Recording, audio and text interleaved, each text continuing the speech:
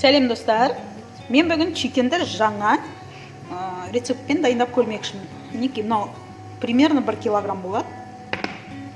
Қанаттарды алып, бөлшектеп дайындап қойдым. Бұл рецепт бойынша ешқандай да маринадтың қажеті жоқ екен. Тек қуырып жатқан кезде мына магидің соусы бар екен дайын. Осыны салып, бірге қуыра қояды екенбіз. Көрейік, ал кеттік.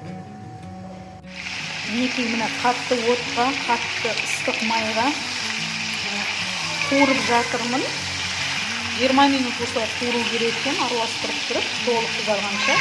Содан кейін барып жаңағы приправаны салып, араластыру керек екен, дәмдеуішті салып араластырып. Кейін кішкене су құйып бұқтырады екенбіз, соның дайын болады екен. Даже тұз салынған жоқ. Қазір көрейік. Онымен қоса, аз болып қалады ма деп, балаларға түрлі түсті макаронды қуырып бермекшімін. Көкөністермен бұқтырып.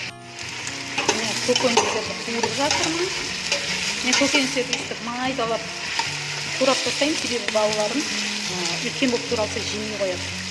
Ұзыншаға болып туралса жемей қояды. Ал бұлар майда болған кезінде байқамайды. Мінекей жақсылап қуырдым. Примерно 20 минуттай қуырдым. Енді дәмдеуішін саламын.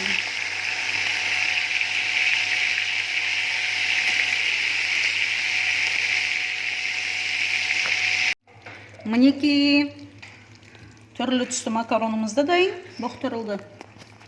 Камера парланып қалып жатыр. Мінекей қанаттарымызды дайын, қазір тарелкаға салып бақтырсам. Мінекей тарелкаға салдым. Көрдіңіздер ме? Қаншама соус. Кереметтім. Иісі деген бүкіл үйді алып жатыр. Күшті шығып жатыр. Түрлі түсті макаронымыз біздің.